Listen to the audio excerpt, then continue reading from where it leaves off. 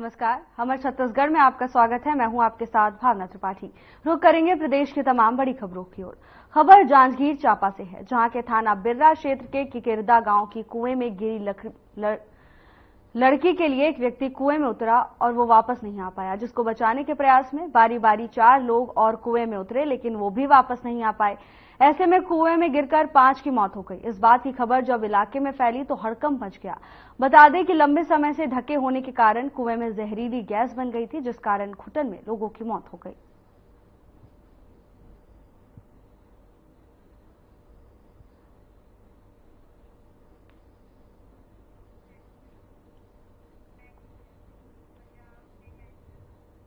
Mushroom की सब्जी खाने में ऐसे तो टेस्टी लगती है, लेकिन क्या पता था कि मशरूम की सब्जी खाने के बाद एक ही परिवार के 12 लोग फूड पॉइजन के शिकार हो जाएंगे और इलाज के दौरान अस्पतालों में भी भारी परेशानी झेलनी पड़ेगी। आखिर क्या है पूरा मामला, देखिए इस खास रिपोर्ट में।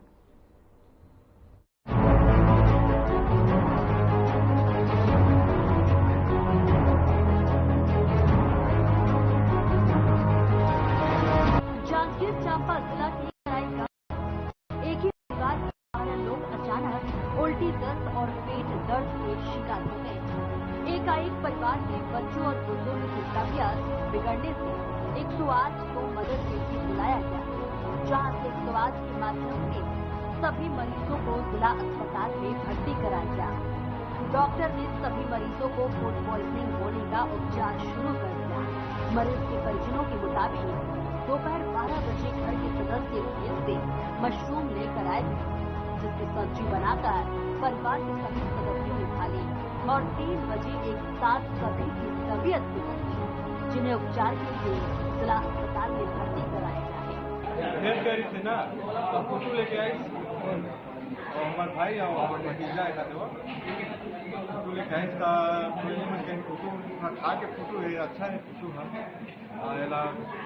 सब्जी बना दे रहे थे कहीं, हम लोग सब्जी बनाई 12 बजे खाए हैं, 3 बजे का सब अस्पताल में कई भर्ती हवा और 4 जिला ज़्यादा खराब लगा थे। छाती पिरास है, दर्द कर सीना है, उल्टी होती थी, तो रह गई कि उल्टी होती देखा था देखे 4 दिन में लेकर मन वो मन तबियत खराब है और मन लेकर तबियत ज़्यादा खराब और बड़े मन कहते उनको मन कर रहा है कि उल्टी हो काय लागे होते भाई है कि दवा ध्यान है बस। जिला चिकित्सालय में आपातकालीन चिकित्सक इकबाल हुसैन ने बताया कि कनाई गांव फूड पॉइजनिंग के शिकार लोगों का उपचार शुरू कर दिया गया है। वहीं 3 बच्चों की हालत नाजुक है, जिन्हें विशेष निगरानी में रखा गया है। 100 बिस्तर के अस्पताल में साल भर के स्टाफ और उपकरण के साथ ऑक्सीजन बेड की कमी है, जिसकी कई बार उच्च अधिकारियों को सूचना दी गई है। अब बेड की कमी के कारण स्ट्रेचर में भी उपचार किया जा रहा है। अभी मशरूम पॉइजनिंग के 12 एक ही परिवार के 12 सदस्य आए हुए हैं। उन्होंने लगभग 12 बजे मशरूम खाया था। उसके बाद सभी को उल्टी दस्त और पेट दर्द की शिकायत हुई है। उसमें से 3 बच्चे हैं, बाकी एडल्ट हैं। 3 बच्चों और 1 एडल्ट की स्थिति थोड़ा ज़्यादा गंभीर है, उनको ज़्यादा समस्या आ रही है। बाकी उनके मुकाबले उनकी स्थिति थोड़ी बेहतर है। किस तरह का इलाज चल रहा है और कुछ जो भी उनको फ्लू की कमी है, जो भी उनका सही इलाज किया जाना चाहिए, वो इलाज चालू किया है, प्राथमिक इलाज आरम्भ हो चुका है और उनकी इलाज पहले से थोड़ी सी जो बेहतर हो रही है, लेकिन अभी 3-4 लोगों की ज़्यादा समस्या है। अभी अस्पताल में बेड की काफ़ी समस्या है, बहुत कमी है बेड के लिए। 100 बेड का अस्पताल है, उसमें लगभग 60-70 मरीज भर्ती हैं। स्टाफ की बहुत कमी है। इसकी आलम यह है कि सभी जितने भी अभी पॉलिथिन वाले आए थे मशरूम पॉइजनिंग के, उसकी ज़्यादा गंभीर तो उन्हीं को बेड दिया गया है, बाकी को बेड नहीं दिया गया है। उसमें भी एक बेड में 2 से 3 लोग बैठे हैं। इसके अलावा और भी लोग 3 सांस की तकलीफ वाले भी आए थे। सांस की तकलीफ वाले को ऑन वेट रखे हैं, तो ऑक्सीजन बेड भी हमारे पास खाली नहीं है। जिला अस्पताल की ये समस्या, जो पेशेंट ओवरलोड हो रहा है और बेड की कमी हो रही है, सुविधाओं की कमी हो रही है, स्टाफ की कमी पिछले 6 महीने से 6 महीने और 1 साल से है और हम लगातार अपने उच्च अधिकारी को अवगत कराते आए हैं, लेकिन इसमें कोई भी समाधान नहीं मिल रहा है। गौरतलब है कि जिला अस्पताल में उल्टी दस्त और डायरिया जैसी बीमारियों के मरीजों की भर्ती होने से अस्पताल की व्यवस्था चरमरा गई है, जिसके कारण जिला अस्पताल के डॉक्टर ने लोगों से बारिश के मौसम में अपनी सेहत का विशेष ध्यान देने की अपील की है और भाजी मशरूम जैसे खाद्य पदार्थों के उपयोग से बचने की सलाह दी है।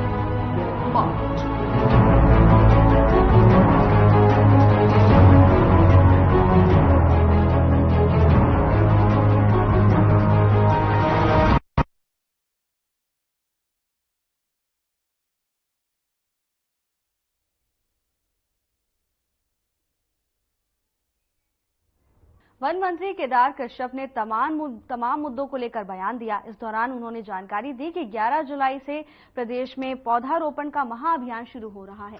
इस अभियान में प्रदेश के स्कूली बच्चे, सामाजिक संस्थाएं शामिल होंगे। वहीं प्रधानमंत्री माननीय श्री नरेंद्र मोदी जी ने एक पेड़ मां के नाम लगाने का संदेश दिया है। पौधारोपण को लेकर ये एक बड़ा संदेश है। आज पूरा विश्व ग्लोबल वार्मिंग से जूझ रहा है। प्रधानमंत्री मोदी का ये प्रयास आने वाले समय में एक मील का पत्थर साबित होगा। वन मंत्री कश्यप ने कहा कि देश और छत्तीसगढ़ में सौहार्द का वातावरण है, जिसमें कुछ असामाजिक और आपराधिक तत्व के लोग समाज को उकसाने का काम कर रहे हैं।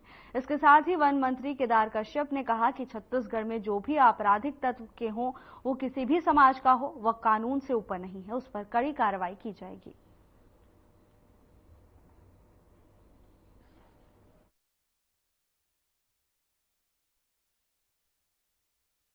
ये सरकार के इच्छा शक्ति पर निर्भर करता है। माननीय विष्णुदेव साय जी, माननीय अरुण साव जी, इनकी दृढ़ इच्छा शक्ति के कारण से आज हमारे यहाँ पर जो राशि मिली है, मैं बधाई देता हूं।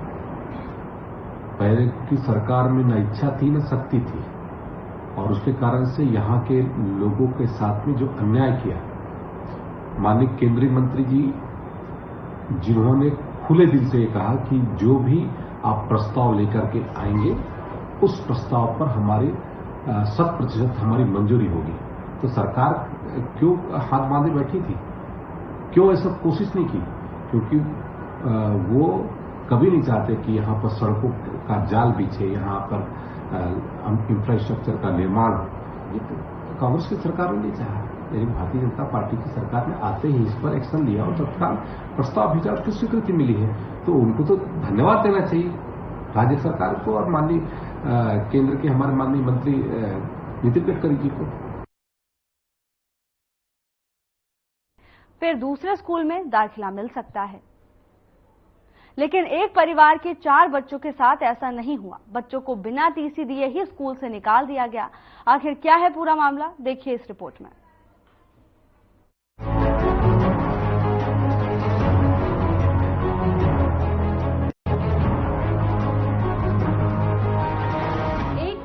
प्रशासन बेटी बचाओ बेटी पढ़ाओ के तहत शाला प्रवेश उत्सव मनाने में लगी हुई है, तो वहीं दूसरी तरफ ग्राम रांका निवासी व्यक्ति प्रमोद साहू अपनी 3 बेटियों और एक बेटा के प्रवेश को लेकर दर दर की ठोकरें खा रहे हैं। वहीं बेमेतरा जिला अंतर्गत अदियारपुर गांव के स्कूल प्रांगण में बच्चों का स्कूल में प्रवेश के लिए जिला स्तरीय प्रवेश उत्सव कार्यक्रम का आयोजन किया गया। उसी बीच पीड़ित पिता अपने बच्चों के साथ मंत्री सांसद को समस्या बताते हुए आवेदन सौंप न्याय की गुहार लगाई है। उन्होंने बताया कि प्रेरणा विद्यालय कथिया में 4 बच्चों का पढ़ाई चल रहा था, जहां से 3 साल हो गए, लेकिन बच्चों को बिना टीसी दिए स्कूल से निकाल दिया गया है। वहीं बच्चों के पिता टीसी के बगैर बच्चों का दाखिला दूसरे स्कूल में नहीं करा पा रहे हैं, जिसके चलते आज पीड़ित पिता ने मंत्री को आवेदन सौंप प्रेरणा विद्यालय से टीसी दिलवाने और स्कूल में दाखिला करवाने की गुहार लगाई है। मेरे बच्चों को प्रेरणा विद्यालय कठिया द्वारा बिना सूचना के भगा दिए गए हैं और सीबीएसई मान्यता करके भर्ती कराया था। उस पर आवाज उठाने पर और रसायन युक्त स्कूल के बाउंड्री में चल रहा है कारखाना, उसके विरोध करने पर मेरे बच्चों को स्कूल से भगा दिया गया है। 2-3 साल से जिला शिक्षा अधिकारी, कलेक्टर सभी को आवेदन देते आ रहा हूँ, लेकिन न स्कूल के ऊपर ढंग से जांच हो रहा है, न मेरे बच्चों को टीसी और उसका मार्कशीट कुछ भी नहीं दिया है। इसलिए शिक्षा से वंचित है। इसलिए मैंने निवेदन किया है कि मेरे बच्चों को टीसी दिलवाएं और स्कूल पर और जो उससे मिले हुए हैं अधिकारी जो गुमराह करके रखे हुए हैं, उस पर दोनों पर जांच हो और कड़ी कार्रवाई हो करके। आगे क्या रणनीति, क्या सोचा होगा अगर आपको न्याय नहीं मिलता? न्याय नहीं मिलेगा तो अब क्या करेंगे। अब घर में बच्चे खेती बाड़ी करेंगे और बेटी पढ़ाओ बेटी बचाओ का नारा भाजपा का है। देखते हैं आगे जाके क्या होता है। अभी आपने किस मंत्री से निवेदन किया यहाँ पर दयाल दास बघेल जी से किया हूँ निवेदन कि मेरे बच्चों को मार्कशीट व स्थानांतरण प्रमाण पत्र दिलवाने की क्या सवाल कौन से मंत्री के पास अभी आपने निवेदन किया है? अभी दयाल दास बघेल जी से निवेदन किया हूँ और हमारे विजय बघेल जी से भी निवेदन किया हूँ जो हमारे सांसद हैं कि मेरे बच्चों को स्थानांतरण प्रमाण पत्र दिलवाए और जितने भी इन बच्चों के भविष्य के साथ खिलवाड़ कर रहे हैं करने में लिप्त हैं अधिकारी और विद्यालय वाले दोनों पर कड़ी कार्रवाई हो। जांच कराएंगे ऐसे करके बोला है। अब उतना संतुष्टप्रद जवाब नहीं था। वहीं पीड़ित पिता को खाद्य मंत्री डीडी बघेल ने आश्वस्त किया कि जल्द से जल्द समस्या का निराकरण हो जाएगा। आज क्या है, जिला स्तर का शाला प्रवेश उत्सव ग्राम अंधियाजपुर में मनाया गया है और इसमें हमारे माननीय सांसद महोदय जी, हमारे बेमेतरा के विधायक दीपेश साहू, अपना साझा के विधायक ईश्वर साहू और हमारे सब पूर्व विधायक, जिला पंचायत के अध्यक्ष, सदस्य सभी लोग उपस्थित थे और यहाँ आज शाला प्रवेश उत्सव में बच्चों का उत्साह बढ़ाने के लिए बच्चों का मुंह मीठा करके, बच्चों को तिलक लगा करके, माला पहना करके, सम्मानजनक पुस्तक का आवंटन करके शाला प्रवेश उत्सव मनाया गया है। इसलिए मनाया गया कि बच्चा आज पहले दिन आए हैं और खुशी खुशी से उसका मुंह मीठा करा करके सम्मान पूर्वक शाला भेजेंगे तो बच्चा उत्साहपूर्वक प्रतिदिन स्कूल जाएगा और बहुत अच्छे से पढ़ाई करेगा। इसीलिए शाला प्रवेश उत्सव के शुभ कार्य में हम लोग उपस्थित हुए। मुख्य अतिथि माननीय दयाल दास बघेल जी, भाई दीपेश साहू जी, भाई ईश्वर साहू जी और पूर्व विधायकगण अवधेश जी, लाभचंद बाफना जी, सब लोग हम उपस्थित थे। जनप्रतिनिधिगण उपस्थित थे और सबने मिलकर बच्चों को बहुत बहुत बधाइयाँ दी, शुभकामनाएं दी और हमारी परंपराओं का निर्वहन भी हमने किया कि आने वाले भविष्य, आने वाले कल, आने वाले होनहार नागरिक, आने वाले अनुशासित नागरिक बनने के लिए बच्चों को बहुत बधाइयाँ, शुभकामनाएं दी और पालक गणों को भी इसके लिए प्रेरित किया कि सभी अपने बच्चों को स्कूल भेजें, पढ़ाएं लिखाएं और होनहार एक नागरिक के रूप में बनाएं ताकि वो अपने जीवन के हर जो पड़ाव है उसको पार करते हुए एक अच्छा नागरिक और अपने परिवार को, अपने देश के प्रति श्रद्धा रखने वाले वो नागरिक बने। 3 साल से अगर ऐसा विषय है तो उसमें कांग्रेस की सरकार थी, लेकिन आपके माध्यम से, अन्य माध्यम से हमको अगर जानकारी मिल रही तो निश्चय हम यहाँ के जो अधिकारी है उनको जांच के लिए दिशा निर्देश देंगे और उन लोग जांच करके देखेंगे वास्तविकता क्या है और बिल्कुल उनका हम समस्या का समाधान करेंगे। अब देखना होगा कि मंत्री के आश्वासन के बाद बच्चों का दाखिला स्कूल में हो पाता है या नहीं, या यूं ही बच्चों का 1 साल और बर्बाद होगा। Bureau report.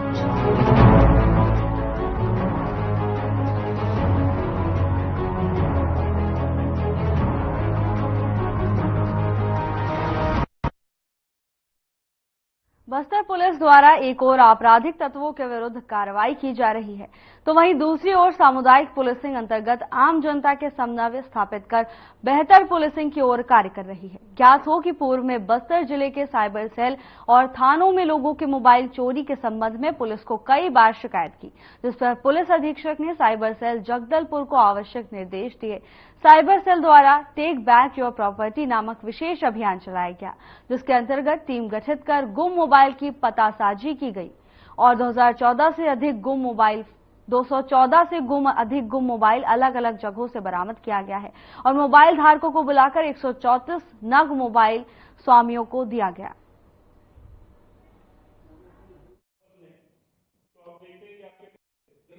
सर, मेरा नाम धनुर्जय बघेल है और ग्राम पंचायत कोलिंग से बोल रहा हूँ और मैं फिलहाल तेतरकुटी में रह के पढ़ाई कर रहा था।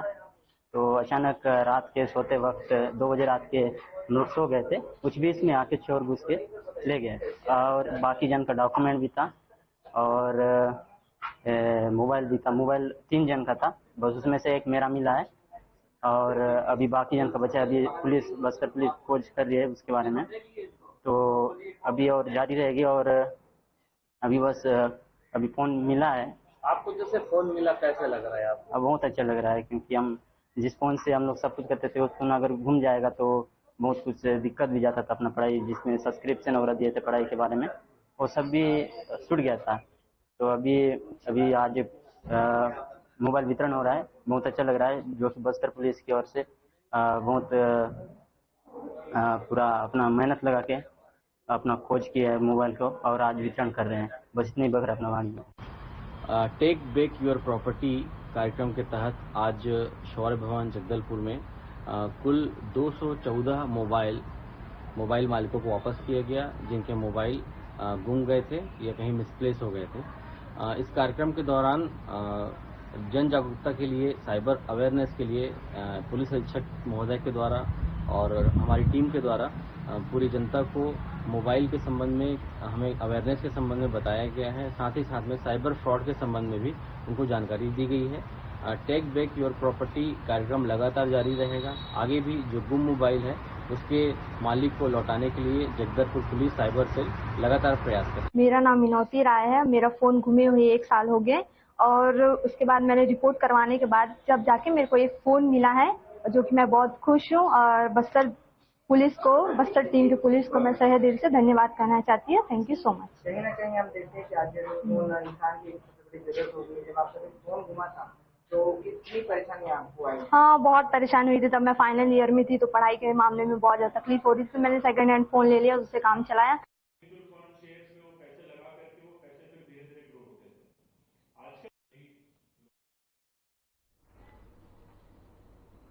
दुर्ग पुलिस ने ऑनलाइन सट्टा और हवाला पर बड़ी कार्रवाई करते हुए 4 आरोपियों को रायपुर से गिरफ्तार करने में सफलता पाई है। इस कार्रवाई के तहत पिछले दिनों पकड़े गए ऑनलाइन गेमिंग ऐप के सटोरियों से जुड़े हुए थे। रुआ बांधा निवासी एक आरोपी विनय कुमार को दक्षिण गंगोत्री सर्कस मैदान सुपेला के पास कार में बैठकर ऑनलाइन गेमिंग ऐप सट्टा कारोबार करते हुए पकड़ा गया था। उसी से जब कड़ाई से पूछताछ की गई तो हवाला किए जाने के राज की जानकारी पुलिस के हाथ लगी।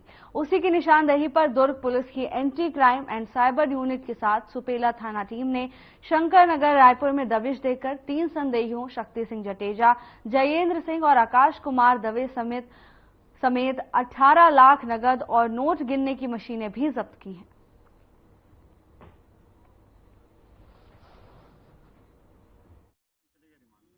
करते हैं। जब ये नंबर एक पैनल पे छापा मारा था, उस छापे की कार्रवाई यहाँ पे पकड़े गए 2 आरोपियों से शुरू हुई थी, विनय और शुभम से। उनकी निशानदेही पे जो तीनों पैनल पकड़े गए हैदराबाद में, वहां से जो 6 आरोपी पकड़ के ले आए थे, उन 6 आरोपियों के कथन और विनय और शुभम के जो व्हाट्सएप चैट हैं, उन चैट्स को जब हमने रिट्रीव किया है फोन से, उसके बाद उसमें जो लिंक निकल रहा था कि ये सारे पैसे ये लोग जो सट्टे से निकल रहा था 2 नंबर का पैसा, उसको ले जाके रायपुर में कहीं पे सबमिट कर रहे थे, दे रहे थे, पहुंचा रहे थे। उसके आधार पे वो नीरू भाई करके एक नाम करके आया कि नीरू भाई को देना है, नीरू भाई को देना है, बहुत सारे चैट्स में था। और उसमें वो प्रोसेस दिख रही थी कि कैसे देना है, 1 रुपए की नोट की फोटो होती है और फिर वो नंबर देना है, ऐसा। तो उसके आधार पे हमने फिर 1 दिन करीब रेकी की रायपुर में, और कल जाके हमने रात में रायपुर में छापा मारा है और वहां से 3 लोगों को पकड़ा है और उनके पास से वहां पे 80 लाख रुपए कैश पकड़े हैं, जो संभवतः ऑनलाइन सट्टा ऐप के जो 2 नंबर के फायदे से पैसे निकल रहा है उसका पैसा है, और ये हवाला के थ्रू आगे गुजरात भेजा जाने वाला था। तो अभी हमारे पास वो 80 लाख रुपए और पैसे गिनने की 3 मशीन और 3 मोबाइल और काफी सारा जो उनका कच्चे में हिसाब किताब लिखा जाता है, वो सारी चीजें जब्त की गई हैं और उस पर अभी कार्रवाई जारी है। और इसके आगे की जो लीड है, जहाँ पे ये पैसा जा रहा था, किसके पास जा रहा था, उस पर भी पुलिस काम कर रही है और जल्दी हम लोग उस पर भी कार्रवाई करते हुए उसके तक भी पहुंचेंगे और ये इस पूरे नेटवर्क का खुलासा करेंगे। कुल कितने लोग गिरफ्तार हुए? अगर टोटल देखें तो शुरू से कार्रवाई में अभी तक इसमें 6 लोग जो वो अरेस्ट किए हमने हैदराबाद से, 2 यहाँ पे हमने अरेस्ट किए थे, विनय और शुभम को 8, और 3 कल हमने अरेस्ट किए हैं जिनसे पैसे रिकवर करते थे और पैसे आगे बढ़ाते थे 11। टोटल इस कार्रवाई में अभी तक 11 लोग अरेस्ट हो चुके हैं और अभी आगे जो नाम आया हुआ है उसके लिए भी हमारी टीम लगी हुई है। कोई भी पूर्व अपराध में शामिल है? अभी किसी का रिकॉर्ड नहीं है। तो ये नेटवर्क कितना बड़ा हो सकता है सर? चूंकि पैसे का ट्रांजैक्शन का है तो हवाला का नेटवर्क है, तो अभी तो जो उम्मीद दिख रही है कि कम से कम 1-2 लेयर और होंगे ऊपर उसके। राज्य महिला आयोग की अध्यक्ष महिला बाल विकास कार्यालय पहुंची। इस दौरान उन्होंने तमाम मुद्दों को लेकर चर्चा की।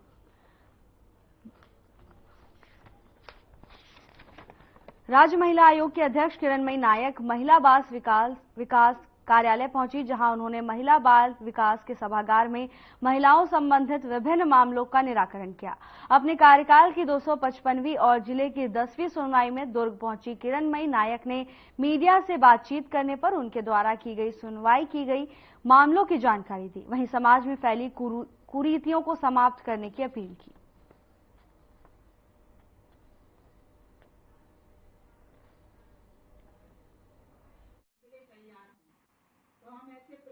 दुर्ग में आज हमारी लगातार 10वीं जन सुनवाई है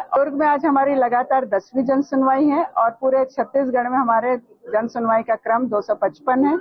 आज हम यहाँ पर 41 मामलों को लेकर के आए थे और लगभग 31 केसेस की सुनवाई हो चुकी है। 10 मामलों की सुनवाई अभी बची है। इन सुनवाइयों में 2-3 महत्वपूर्ण मामले हैं। एक मामला था जिसमें कि पति की मृत्यु होने के बाद बहू के नाम पर संपत्ति और LIC इंश्योरेंस आया था और बहू ने अपने सास ससुर के खिलाफ ही शिकायत किया था। उस मामले में जब देखा तो पाया गया कि इकलौता बेटा था मरने वाला और माँ बाप के पास बुजुर्ग थे, उनके जीवन यापन का कोई आसरा नहीं था। फिर बहू को समझाइश दिया गया, वो नौकरी भी कर रही थी और पेंशन भी पा रही थी। 20,000 की पेंशन में से 10,000 रुपए प्रति माह देने के लिए बहू तैयार हो गई है और हमने प्रोटेक्शन ऑफिसर दुर्ग को उसमें जिम्मेदार किया है। 1 साल तक इस पूरे प्रकरण की वो निगरानी करेंगी और 10,000 रुपए वृद्ध जनों के अधिकार संरक्षण अधिनियम के तहत वृद्धों को भी सपोर्ट मिलना चाहिए और उनको उनका हक मिलना चाहिए। तो ये हमारा एक इम्पोर्टेंट मामला था। एक मामला जो और था जिसमें कि आज एक अंडा थाना क्षेत्र के एक गांव में से महिला आई थी। साहू समाज के बच्चे थे जिन्होंने आर्य समाज से शादी की थी। केवल इस बात को लेकर के साहू समाज ने उनको जाति बहिष्कार कर दिया था और जब उनकी 1.5 साल बाद बच्ची हुई तो फिर उन्होंने उस बच्ची को गोदी में पाने के कारण बच्ची के दादा दादी यानी आवेदिका के सास ससुर को भी बहिष्कृत कर दिया और दोनों से जो प्रतिबंध की राशि थी समाज में मिलाने की वो लगभग 51,500 और 7,500 थी। आज काफी लंबी इसमें चर्चा हुई और उनको समझाया गया भारतीय नागरिक अधिकार संरक्षण अधिनियम की धारा 7 के तहत यदि कोई भी समाज जाति बहिष्कार का काम करते हैं तो उनके ऊपर FIR दर्ज हो सकती है। तो इस मामले में उन्होंने फिर अपनी सहमति जताई और कहा कि वो अपना प्रतिबंध समाप्त करने की घोषणा करेंगे। तो दिनांक 6 जुलाई को प्रोटेक्शन ऑफिसर के साथ 2 सामाजिक कार्यकर्ताओं की ड्यूटी लगाई है। वो मौके पर जाएंगे और वहीं पर समाज में जो घोषणा होगी उसके बाद इस केस को नस्तीबद्ध किया जाएगा। एक तीसरा मामला भी और था जिसमें कि फिर पति की मृत्यु के बाद बहू के नाम पर जब संपत्ति चढ़ी, मकान चढ़ा, तो उस मकान से सास ससुर और दोनों नंदों ने और जेठ ने बहू को घर से निकाल दिया। उसका 16-17 साल का एक बेटा है। अभी समझाइश में भी वो लोग तैयार नहीं है क्योंकि एक नंदोई उसके तहसीलदार के पद पर पदस्थ हैं, तो उसका डर भय दिखा करके उसको संपत्ति में हिस्सा से बेदखल करना चाह रहे हैं। तो आज हमने ऑर्डर शीट किया है कि अगली सुनवाई में तहसीलदार को थाना सरायपाली TI स्वयं लेकर उपस्थित होंगे, क्योंकि यदि एक जिम्मेदार अधिकारी नोटिस मिलने के बाद नहीं आता है तो ये बहुत ही गंभीर विषय होता है और यदि दोनों पक्ष चाहते हैं सुलहनामा तो इस मध्य वो कर सकते हैं, अन्यथा 30 जुलाई को प्रकरण रायपुर सुनवाई के लिए लिया जाएगा। तहसीलदार कहाँ की पदस्थ हैं? और सरायपाली में पदस्थ हैं। फिलहाल के लिए बस इतना ही। जल्द हाजिर होंगे नई अपडेट्स के साथ। नमस्कार।